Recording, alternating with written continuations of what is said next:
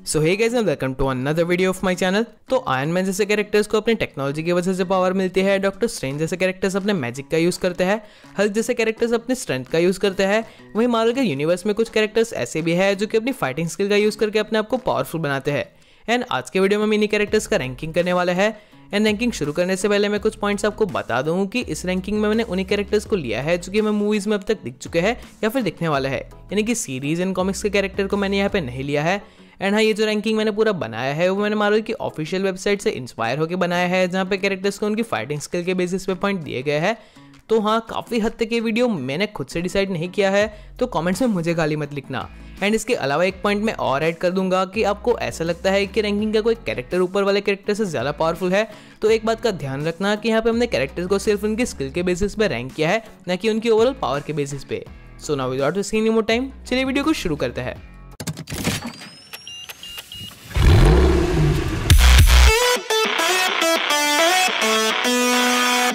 Number 10 Gamora. तो अपनी species की लास्ट बची हुई सर्वाइवर जिसे थैनोस ने अडॉप्ट किया एंड उसे इस तरीके से ट्रेन किया कि गमोरा को पूरी गैलेक्सी के सबसे खतरनाक लोगों में कंसिडर किया जाता है, एंड वो भी सिर्फ उसकी फाइटिंग स्किल के बेसिस पे। एंड गमोरा कितनी ज़्यादा स्किलफुल है वो तो हमने मूवीज में अलग अलग पॉइंट पे देखा ही है, जहाँ पे जेंडार में हुई फाइट के दौरान उसने रॉकेट, ग्रूट एंड स्टार-लॉर्ड को अकेले ही हरा दिया था। और फिर भी एमसीयू में तो गमोरा को इतना ज़्यादा स्क्रीन टाइम नहीं मिला, पर कॉमिक्स की गमोरा के जो फीट्स है वो काफ़ी ज़्यादा इंप्रेसिव है, जहाँ पे उसने अपने आप से कई ज़्यादा स्ट्रेंथ वाले कैरेक्टर्स है, जैसे कि शी हल्क को भी हराया है, एंड उसने अकेले ही सारे एवेंजर्स को हरा के इन्फिनिटी स्टोन्स को कलेक्ट भी किया था। एंड एक पॉइंट पे गमोरा कहती है कि उसने पूरे यूनिवर्स के जो कॉम्बैट स्किल्स है उसमें से 85% को लर्न भी कर लिया है। तो आप सोच ही सकते हैं कि अगर ऐसे कैरेक्टर इस लिस्ट में नंबर 10 पे है तो नंबर 1 पे आता है कितने ज़्यादा ऑसम कैरेक्टर्स होंगे। तो आई रियली सजेस्ट यू कि इस वीडियो को एंड तक देखना। एंड चलिए बढ़ते हैं हमारे नंबर 9 के ऊपर। Number 9 black panther. तो नंबर 9 पे है king of Wakanda black panther, यानी कि T'Challa. And again black panther कितना ज़्यादा स्किलफुल फाइटर है वो तो हमने मूवीज़ के अलग अलग पॉइंट पे देखा ही है। सिविल वॉर की मूवी में एयरपोर्ट पे हुई फाइट के दौरान ब्लैक पैंथर ने कैप्टन अमेरिका को भी टो टू टो फाइट दी थी। एंड इसके अलावा इन्फिनिटी वॉर में जब हमें रनिंग वाला सीन दिखाया गया था उससे हमें पता चला कि ब्लैक पैंथर का जो हर्व है वो ब्लैक पैंथर को एक सुपर सोल्जर के लेवल की एबिलिटीज देता है। एंड कॉमिक्स में एक पॉइंट पे कैप्टन अमेरिका ने कहा था कि ब्लैक पैंथर के जो रिफ्लेक्सेस है और उसकी जो स्पीड है वो एक रियल लाइफ पैंथर से भी ज़्यादा है। एंड इसी का एक एग्जाम्पल हमने एमसीयू में भी देखा है, जहाँ पे हॉकाई एक एरो को शूट करता है एंड ब्लैक पैंथर उसे अपने हाथों से रोक देता है। पर एक तरीके से ब्लैक पैंथर के इस लिस्ट में पीछे होने का रीजन भी यही है कि अगर ब्लैक पैंथर से उसका हर्ब ले लिया जाता है, जो कि उसकी एम्बाकू एंड किलमॉन्गर के साथ फाइट में हमने देखा था, तब उसके बाद वो उतना ज़्यादा इफेक्टिव नहीं रहता है। एंड वो अपने वाइब्रेनियम के सूट पे भी काफ़ी ज़्यादा रिलाई करता है, यानी कि वो बुलेट्स वगैरह को डॉज नहीं करता। एंड आपने एक सीन में देखा होगा जब ब्लैक पैंथर लीव करता है, एक कार के ऊपर जाता है एंड उसके पूरे टायर को क्रश कर देता है। अब आप खुद ही सोचो कि अगर ब्लैक पैंथर के पास अपने वाइब्रेनियम क्लॉज नहीं होंगे तो क्या वो ये करना चाहेगा। और इसलिए मुझे ऐसा लगता है कि ब्लैक पैंथर एक काफ़ी ज़्यादा पावरफुल कैरेक्टर है, पर अगर हम कंपेयर करें फाइटिंग स्किल्स को तो वो लिस्ट में थोड़ा सा नीचे आएगा। Number 8 winter soldier. तो विंटर सोल्जर यानी कि बकी बार्न्स, जो कि हाइड्रा का बनाया हुआ अपने आप में एक वेपन है, और साथ ही साथ वो हर टाइप के वेपन्स को भी चला सकता है। अब विंटर सोल्जर कितना ज़्यादा खतरनाक है वो तो मुझे आपको बताने की ज़रूरत नहीं है, क्योंकि विंटर सोल्जर ने अकेले नहीं ब्लैक विडो को हराया था, उसके अलावा उसने कैप्टन अमेरिका को भी मैच किया था। एंड सिविल वॉर की मूवी के दौरान उसने अकेले ने Black Widow, T'Challa and Tony Stark को भी फाइट दी थी। तो अब बात करते हैं कि अगर विंटर सोल्जर इतना ज़्यादा स्किलफुल है तो फिर वो इस लिस्ट में पीछे क्यों है।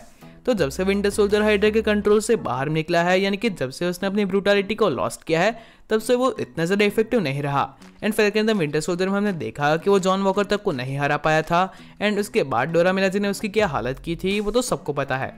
So sorry winter soldier. And चलिए बढ़ते हैं लिस्ट में नंबर 7 के ऊपर। Number 7 Hawkeye. तो हॉकाई यानी कि क्लिंट बार्टन अपने आप में काफ़ी ज़्यादा स्किलफुल फाइटर है, और अगर हम कंसिडर करें उसके एंड गेम के रोनिन फॉर्म को तो उसकी तो बात ही अलग है। और मार्वल के सिनेमैटिक यूनिवर्स में भी हमने ये देखा है, जहाँ पे एवेंजर्स की पहली मूवी के दौरान लोकी हॉकाई का माइंड कंट्रोल करता है, एंड फिर अकेला हॉकाई ही एवेंजर्स के लिए काफ़ी सारी प्रॉब्लम्स क्रिएट करता है। एंड अपने रोनिन फॉर्म में भी हॉकाई काफ़ी ज़्यादा खतरनाक है, एंड वो गैंगस्टर्स को इतना टाइम भी नहीं देता है कि वो अपनी गन्स को निकाले एंड उसके साथ फाइट करे। अब इसके अलावा हॉकाई के जो कॉमिक्स के फीट है वो भी काफ़ी ज़्यादा एक्सट्रीम है, जहाँ पे एक पॉइंट में हॉकाई ने 5 एरो को एक ही टाइम पे चलाया था एंड उससे उसने 5 हेडशॉट लिए थे। अब ये तो प्रैक्टिकली इम्पॉसिबल सा लगता है। एंड फ्यूचर की एक स्टोरी के दौरान जब हॉकाई ब्लाइंड हो चुका था तो वहाँ पे काफ़ी सारे गैंगस्टर्स थे जिसे हॉकाई ने सिर्फ साउंड का यूज़ करके लोकेट किया था एंड सारे लोगों को मार दिया था। पर अगर हम बात करें कि हॉकाई इस लिस्ट में पीछे क्यों है, तो यहाँ पे मुझे ऐसा लगता है कि हॉकाई काफ़ी ज़्यादा एक्सपर्ट मार्क्समैन है, पर अगर हम बात करें हैंड टू हैंड कॉम्बैट की तो हॉकाई वहाँ पे थोड़ा सा वीक है। यानी कि वो अपने वेपन्स, बो एंड एरो या फिर स्वॉर्ड पे काफ़ी ज़्यादा डिपेंड करता है और इसीलिए वो नंबर 7 पे है। Number 6 Deadpool. तो अगर ऐसी कोई लिस्ट बन रही हो एंड उसमें हमारा प्यारा दुलारा डेडपूल ना हो, वो तो इम्पॉसिबल सी बात है। एंड डेडपूल की दोनों मूवीज में हमने देखा है कि अपने स्वॉर्ड एंड गन्स के साथ डेडपूल सच में कितना ज़्यादा डेडली है। आई मीन डेडपूल यानी कि वेड विल्सन सिर्फ अपने ब्लेड्स को स्विंग करके ही बुलेट्स को डॉज कर सकता है एंड एक पॉइंट पे तो उसने अपने ब्लेड का यूज़ करके एक बुलेट को बीच में से काट दिया था। अब इतना ज़्यादा फोकस्ड एंड प्रिसाइज ब्लेड चलाना तो और कोई कैरेक्टर नहीं कर सकता। एंड इसी के साथ साथ डेडपूल ने एक ऐसा शॉट लिया था जिसमें एक ही गन के एक बुलेट से उसने 3 लोगों को मार दिया था। और डेडपूल की इन स्किल्स को जब उसके हीलिंग फैक्टर के साथ मिला दिया जाता है तो एक काफ़ी खतरनाक कॉम्बिनेशन बनता है। एंड कॉमिक्स में डेडपूल ने थैनोस को भी डिफीट किया है और साथ ही साथ डेडपूल के जितना मार्वल यूनिवर्स की स्टोरी लाइन के दौरान उसने मार्वल के हर एक सुपर हीरो को अकेले मारा है, वो भी सिर्फ अपनी स्किल्स के बेसिस पे। और हाँ, मेरे हिसाब से एंड ऐसा कॉमिक्स में भी कहा गया है कि डेडपूल का जो फाइटिंग स्टाइल है वो अपने हीलिंग फैक्टर की वजह से काफ़ी ज़्यादा रफ है। आई मीन वो कई बार अपने आप को गोली लगने देता है एंड अगर वो एक नॉर्मल ह्यूमन होता तो उसके लिए वो काफ़ी ज़्यादा मुश्किल हो सकता था एंड इसीलिए वो इस लिस्ट में पीछे है। एंड मैं सिर्फ इतना ही कहना चाहूँगा कि यहाँ पे हम किसी की भावनाओं को भी आहत नहीं करना चाहते। Number 5 black window. तो नंबर 5 पे है ब्लैक विडो यानी कि नताशा रोमानोफ, जिसे बचपन से ही रेड रूम प्रोग्राम के अंदर ट्रेन किया गया एक डेडली असासिन बनने के लिए। और यहाँ पे मुझे एक्सप्लेन करने की ज़रूरत भी नहीं है कि नताशा इस लिस्ट में इतनी ऊपर क्यों है। आई मीन उसका जब फर्स्ट अपीयरेंस हुआ था आयरन मैन की सेकंड मूवी में, तब भी जो फाइट हमें उसकी दिखाई गई थी वो काफ़ी ज़्यादा ऑसम थी। एंड इसके अलावा उसने अपने स्किल्स को काफ़ी ज़्यादा इम्प्रूव भी किया है, जहाँ पे अवेंजर्स की मूवी में एक चेयर से बंधे होने के बावजूद उसने काफ़ी सारे लोगों को ऐसा ही हरा दिया था। एंड उसके बाद आगे जाकर तो उसने प्रॉक्सिमा मिडनाइट से भी हैंड टू हैंड कॉम्बैट की थी, जो कि काफ़ी ज़्यादा स्ट्रॉन्ग एलियन है एक ह्यूमन के कंपैरिजन में। ब्लैक विडो को इस तरीके से ट्रेन किया गया है कि वो किसी भी टाइप के वेपन को चला सकती है और उसके जो एक्रोबैट्स है वो किसी ओलंपिक्स लेवल के चैंपियन जैसे है। एंड उसके अलावा उसके ड्राइविंग स्किल्स भी काफ़ी ज़्यादा ऑसम है और कॉमिक्स में उसने जो फीट्स अचीव किए हैं वो तो मैं यहाँ पे गिना भी नहीं सकता। एंड अब ब्लैक विडो की जो मूवी आने वाली है वहाँ पर मैं एक्सपेक्ट कर रहा हूँ कि ब्लैक विडो का काफ़ी अच्छा एक्शन हमें देखने को मिलेगा। तो चलिए बढ़ते हैं इस लिस्ट में नंबर 4 के ऊपर। Number 4 captain America. तो कैप्टन अमेरिका यानी कि स्टीव रॉजर्स को इस लिस्ट में नंबर 4 पे रखा गया है। एंड इस चीज़ को देख के जो लोग मन में गंदी से गंदी गाली सोच चुके हैं कमेंट में लिखने के लिए, उन्हें मैं बता दूं कि ये जजमेंट मेरा नहीं है। मार्वल की वेबसाइट पे कैप्टन अमेरिका को स्किल के बेसिस पे 7 में से 6 पॉइंट दिए गए हैं और इसके ऊपर के जो कैरेक्टर है वो सारे 7 में से 7 पॉइंट वाले हैं। एंड यहाँ पे ये पूरा जो रैंकिंग है वो सिर्फ स्किल के बेसिस पे है, तो इसीलिए कैप्टन अमेरिका इस लिस्ट में नंबर 4 पे है। एंड इस चीज़ को मैं आगे जाके प्रॉपर्ली एक्सप्लेन भी करूंगा। तो ब्रुकलिन का एक नॉर्मल सा लड़का जो कि आगे जाके कैप्टन अमेरिका बना और अपने कभी न हार मानने वाले एटीट्यूड की वजह से वो बना मार्वल का one of the best fighters. And captain America ने हमेशा अपने आप को पहले से बेटर बनाया है और इस चीज़ को हमने देखा अवेंजर्स एंड गेम में, जब कैप्टन अमेरिका ने अपने ही पास वाले वर्जन को डिफीट कर दिया। और मूवीज में और भी एग्जाम्पल है जो कि हमें दिखाता है कि कैप्टन अमेरिका कितने ज़्यादा स्किलफुल है, जहाँ पे कैप्टन अमेरिका ने एक छोटे से एलिवेटर में हाइड्रा के कई सारे एजेंट्स को हरा दिया था। कैप्टन अमेरिका ने सिविल वॉर की मूवी के दौरान आयरन मैन को भी हराया था जो कि अपने आर्मर में था और कैप्टन अमेरिका के मूव्स कॉपी करने की कोशिश कर रहा था। और इसके अलावा कैप्टन अमेरिका जिस तरीके से अपनी शील्ड का यूज़ करते हैं वो तो फिजिक्स के लॉस को भी हरा चुके हैं। और अगर हम बात करें कॉमिक्स की, तो कॉमिक्स में कैप्टन अमेरिका ने कई सारे कैरेक्टर्स को डिफीट किया है जहाँ पे मैं उन्हें गिना भी नहीं सकता। एंड इसके अलावा कैप्टन अमेरिका ने 50 से ज़्यादा मार्शल आर्ट में अपने आप को एक्सपर्ट बनाया है। सुपर सोल्जर सीरम ने उनकी फिजिकल एबिलिटीज़ को तो इंक्रीज़ किया ही है, पर कैप्टन अमेरिका ने अपने माइंड को इस तरीके से ट्रेन किया है कि वो कोई भी नई फाइटिंग स्टाइल काफ़ी जल्दी अडॉप्ट कर सकते हैं। और हाँ, यहाँ पे तो हम सिर्फ स्किल्स को ही कंसिडर कर रहे हैं, पर अगर कैप्टन अमेरिका की स्किल्स को कंबाइन कर दिया जाता है उनकी सुपर सोल्जर की स्ट्रेंथ एंड एबिलिटीज़ के साथ, तो कैप्टन अमेरिका काफ़ी ज़्यादा पावरफुल है। और मार्वल और डीसी के क्रॉसओवर के दौरान उन्होंने डीसी के सबसे ज़्यादा बेस्ट फाइटर यानी कि बैटमैन को भी टक्कर दी थी। और मैं सोच रहा हूँ कि मैं बैटमैन वर्सेस कैप्टन अमेरिका पे एक वीडियो बनाऊँ। तो अगर आप चाहते हैं कि मैं इस टॉपिक पे वीडियो बनाऊँ तो इस वीडियो को लाइक कीजिए एंड चलिए टारगेट करता है 150 लाइक्स का। Number 3 Wolverine. तो नंबर 3 पे है जेम्स हॉवलेट यानी कि वुल्वरीन। एंड आई नो कि काफ़ी सारे लोग इस बात से ऑफेंड हो जाएंगे कि यहाँ पे वुल्वरीन जो है वो captain America and black window से आगे क्यों है। तो उन्हें मैं बता दूं कि कैप्टन अमेरिका ने कॉमिक्स में एक पॉइंट पे खुद कहा है कि उन्हें ऐसा लगता है कि वो शायद वुल्वरीन को नहीं हरा सकते। एंड ब्लैक विडो को तो खुद वुल्वरीन ने एक पॉइंट पे ट्रेन भी किया है, तो आप सोच ही सकते हैं कि वुल्वरीन कितना ज़्यादा स्किलफुल होगा। वुल्वरीन एक ऐसा कैरेक्टर है जिसकी एजिंग स्लो है, यानी कि उसकी लाइफ कहीं 100 साल तक की है और इसकी इसी लंबी लाइफ में उसने कई सारी वॉर को लड़ा है एंड मिलिट्री की ट्रेनिंग भी ली है। उसके अलावा वुल्वरीन ने निंजा एंड सामुराई की जो फाइटिंग स्किल्स होती है उसमें भी अपने आप को ट्रेन किया है और इसलिए वुल्वरीन इतना ज़्यादा स्किलफुल है। और अगर आपने फॉक्स के एक्समैन मूवीज देखी होगी तो आपको पता ही होगा कि इस लिस्ट में वुल्वरीन नंबर 3 पे क्यों है।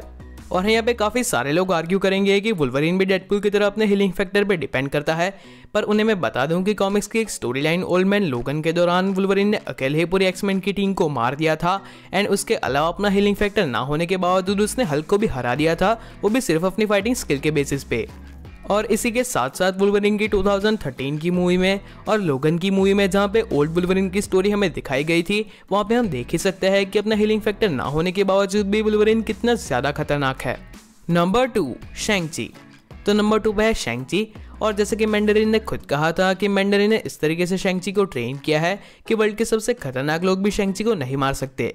और अब जबकि शैंग-ची की मूवी हमें दिखने वाली है तो शैंग-ची एक ऐसा कैरेक्टर है जो कि इस लिस्ट में नंबर 2 पे आना डिजर्व करता है। शैंग-ची को मास्टर ऑफ कुंग फू भी कहा जाता है और शैंग-ची ने इस प्लेनेट पे जितनी सारी मार्शल आर्ट है उन सभी को सीख लिया है। शैंग-ची इतना ज़्यादा स्किलफुल है कि वो सिर्फ एक ही टच से किसी पर्सन को मार सकता है। और कॉमिक्स की एक स्टोरी के दौरान एरीज ने ऐसा कहा था कि शैंग-ची एक अकेला ऐसा इंसान है जो कि एक इंसान होने के बावजूद हैंड टू हैंड कॉम्बैट में किसी गॉड तक को हरा सकता है। शैंग-ची एक ऐसा फाइटर है जो कि फाइट के दौरान अपने मेंटल पीस को भी मेंटेन करता है और उसने मेडिटेशन करके अपनी इंटरनल एनर्जी को इस तरीके से डेवलप किया है कि वो फाइट में उसका यूज़ कर सकता है और उसे ची एनर्जी कहा जाता है। ची एनर्जी का यूज़ करके शैंग-ची अपनी फिजिकल स्ट्रेंथ को बढ़ा सकता है, अपनी स्पीड को तक बढ़ा सकता है और अगर ज़रूरत पड़ी तो ची एनर्जी का यूज़ करके शैंग-ची नेचर के फोर्सेस तक को एक्सेस कर सकता है। और कॉमिक्स में ऐसा हुआ भी है जब एक पॉइंट पे एक ड्रैगन के साथ हो रही फाइट के दौरान शैंग-ची ने क्वांटम रिम तक को एक्सेस कर लिया था एंड पिम पार्टिकल्स का यूज़ करके उस ड्रैगन को छोटा बना दिया था।